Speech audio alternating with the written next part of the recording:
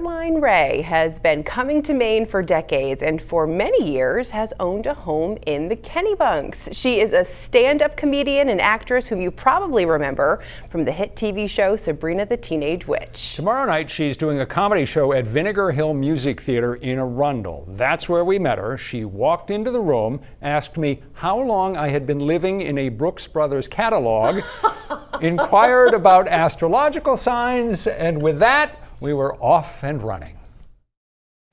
Shall we talk? Whatever. All right. Let me go back to the early years when you were, oh, come on, chill out. When you were growing up. Chill out. When you were like, 14, 15, 16 years old. Yeah. Were you good at making other kids laugh? I discovered I was good at making kids or anybody laugh at age 4.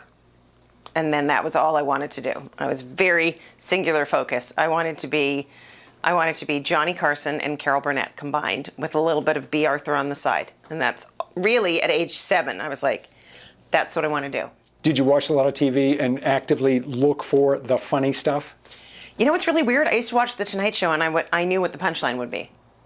Even at a young age, I was like, oh, I get it. I know what's going to happen.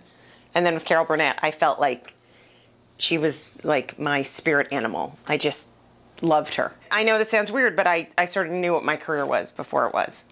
I felt like I was sort of always walking into it. But believe me, it wasn't an easy walk, but I knew what was going to happen. What did your mother and father do? My father was an obstetrician gynecologist and also a very big Star Wars fan, so he loved it if you called him OBGYNOB. Thank you. I believe that's the 1,000,000th time I've told that joke. Ding! Ding! He was very physically funny, and my mother was seriously like the smartest person I know. She was an antique dealer, and she was definitely the funniest person I knew. Definitely. Like when she was teaching me how to drive, she would just say it so dryly. Like I would take a corner and she'd be like, "Darling, it's not a getaway car." What was the first time you ever performed stand-up comedy? It was 1989, and I walked on the stage, and my friend John Wiley, as I walked on the stage, he goes, "You're really bad." And I'm like, oh my God, I'm not even at the mic yet. This is like pre-heckling. But New York's the best place to learn because everybody does. They heckle you so much that you really learn how to control a crowd. Tough crowds make for better comedians, yes, right? They do. You either get better or you get out. Right. There's only on occasion that you'd like to cry. I've never actually cried. I've internalized the weeping, but no, it does. It makes you. My happiest place to be is on a stage. So you like just that, the being live and the connection with the audience. Well, because it's never going to happen again that way, ever. I like to think that I have 4 hours of recipes, and the audience are my dinner guests, and what are we going to make tonight? And you're going to be involved. Like, I can't stand when people just get up and do the same act over and over again. One, how do they memorize it? I mean, like, when I walk in a room, I can't remember why I walked in the room. I always think there's going to be like a clue in the fridge. And then I'm like halfway through a sandwich going, I think I forgot to file my taxes. Like, I don't know how anybody could memorize pages of material. I've wondered that about comedians is, do they ever just forget or get lost? Of course they do. And the greatest thing in the world is when you get off stage and your boss yells at you for forgetting it, you are your boss. Like, it's not like in a script where you say the wrong line and you're like, line. This is like, there's a magical thing that happens in comedy is that no matter, it's trusting your gift. And the longer you do it, the more you trust it. And when you first start, you're like, what if I'm not funny tomorrow? I don't know where it came from.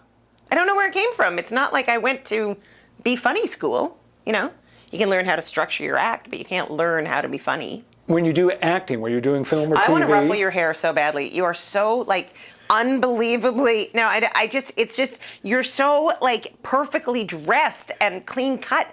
You have just never been messy. I can tell. That is total nonsense. You don't know what you're talking messy. about. Really? You've never been messy? This is the most ironed, you ironed your shirt today. I ironed my shirt a few days ago. You ironed your shirt. No further questions, Your Honor. And I ironed it myself. See? You ironed it yourself. Wow. That's impressive. Because I'm cheap and I don't want to take it to the cleaners. I know all about it, Scorpius. Martinized. I have a line of astrological cards, and the one to Scorpio says, "Dear Scorpio, please unblock me," because they can be a little...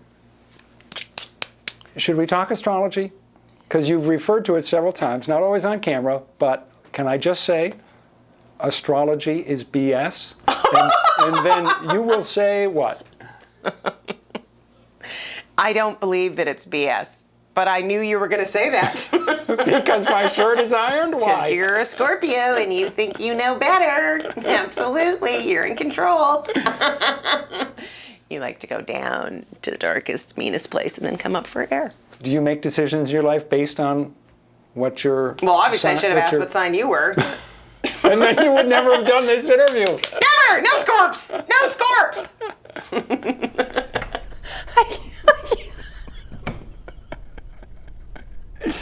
I had fun. I hope Caroline had fun. I'm not sure if she did. I'm not sure how serious she was in her scorn for Scorps, which would be me.